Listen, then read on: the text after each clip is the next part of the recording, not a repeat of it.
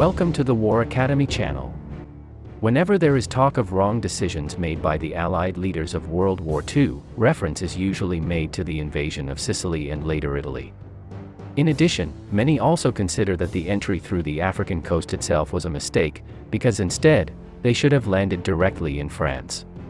The question that we are going to solve in this program is precisely to see if it really was a mistake, or on the contrary, it was one of the greatest successes of the war. Before entering to assess this matter, let's see where it came from that these operations were finally considered errors. From my point of view, everything comes from the phrase that Churchill said in the autumn of 1942, this being the following: "Italy is the weak belly of the Mediterranean." With this, he hoped that his troops would take Italy with relative ease, and quickly enter southern France, Germany, or Austria.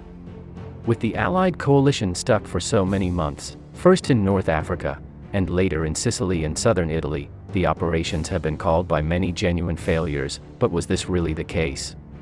At the Arcadia conference in early 1942, highlighting the recent entry of the United States into the war, Churchill and Roosevelt decided that they would move first against Germany, then focus on Japan.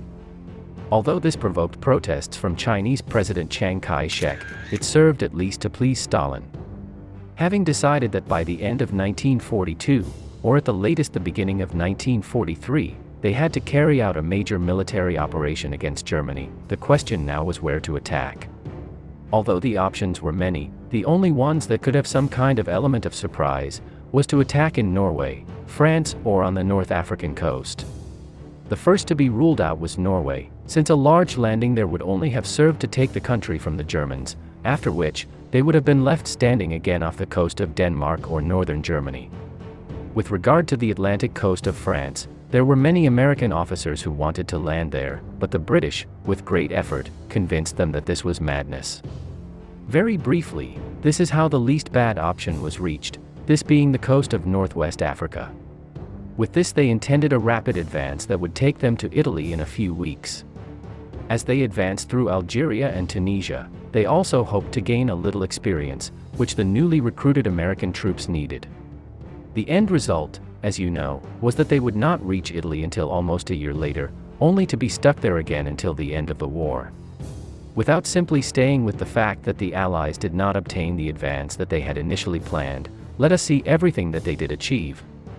In the first place, they managed in July 1943 that Italy suffered an internal revolution and that Mussolini was removed from power. Although he later recovered part of it, the internal division of Italy remained, and with it the Germans lost many Allied troops. If this attack had not taken place in the southern Mediterranean, Italians could have been sent in greater numbers to reinforce some points of the Atlantic Wall, as was done with other troops.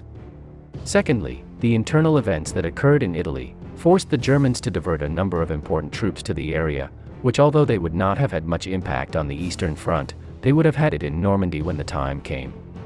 Thirdly, what happened in Italy with Mussolini was seen by many of the Allies that Germany still had, as the prelude to what was also going to happen in their countries.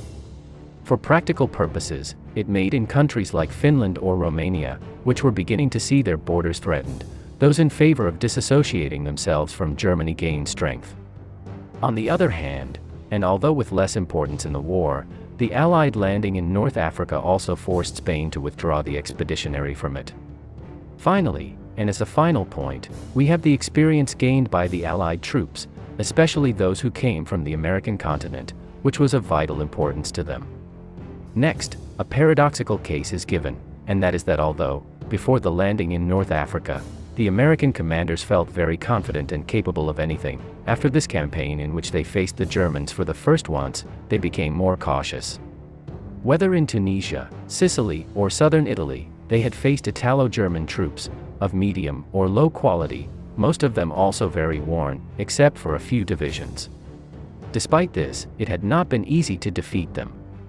With this in mind, they began to wonder, what would happen when, after the difficult landing in France, we have to face the elite units of the Waffen-SS?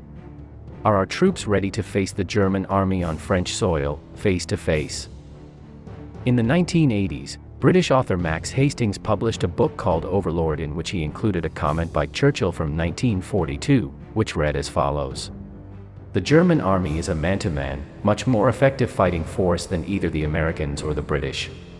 To obtain a victory against the Wehrmacht, the best possible conditions are needed, these being, having an overwhelming numerical superiority in troops, tanks, planes, and artillery.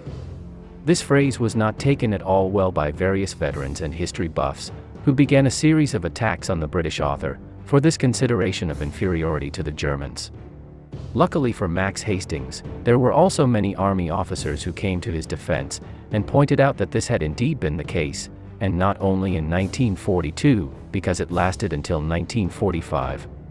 What is clear is that during the campaigns of 1942 and 1943, and until the Normandy landing itself, the US troops were still undeveloped, and they still lacked much coordination between their different weapons. There is no doubt that if they had landed in France, before the date they finally did, the operation would have been a disaster. With Italy 100% in the war, a Luftwaffe still powerful, and some 10 more German divisions in northwestern France, the Allies would almost certainly have been repulsed. Finally, some may think that the fact that the Allied invasion of Normandy was delayed until June 1944 favored the Germans. However, this is totally wrong. While much fame was given to the Atlantic Wall, especially Rommel's constructions, they were totally insignificant in the outcome of the battle. And it is that for many the Battle of Normandy, it seems that it was only the day of the landing, and therefore, it only lasted one day. The real battle was not fought on the beaches, since it was fought in the interior of the region. Due to the vast expanse of French, Danish, and Norwegian coastline that the Germans had to defend, it was clear that where the Allies made a minimal concentration of troops, they would far outnumber the German defenders. In addition to the great aerial and naval bombardment, and the launching of thousands of paratroopers in the rear, one bunker more or less mattered little. The Allies would take the beaches during the first hours, and they did so. The only thing that would have been different is to take them with 100 casualties, 500, or 2,000, but they would have finally fallen in a few hours. The real key to the operation would be to withstand the German counterattack, which was expected in no more than 48 hours after the landing. Finally, with a totally depleted Luftwaffe, both in numbers and lack of fuel, and a German army trickling into Normandy, it made it impossible to launch such a large-scale counterattack, capable of throwing the Allies into the sea. On the contrary, these forces were enough to keep them in the area for almost 2 months.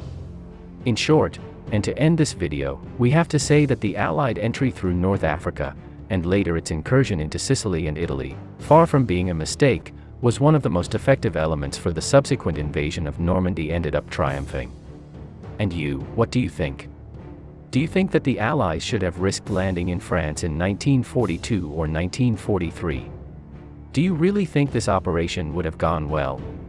I recommend a program that we uploaded a few weeks ago, in which we analyzed what was the other key to the Allied success in Normandy, which could almost be put on the same level as this one. And well, this video ends here. Thank you all very much, especially the sponsors who make this possible. Subscribe and share this program if you liked it, and see you in the next one. See you soon.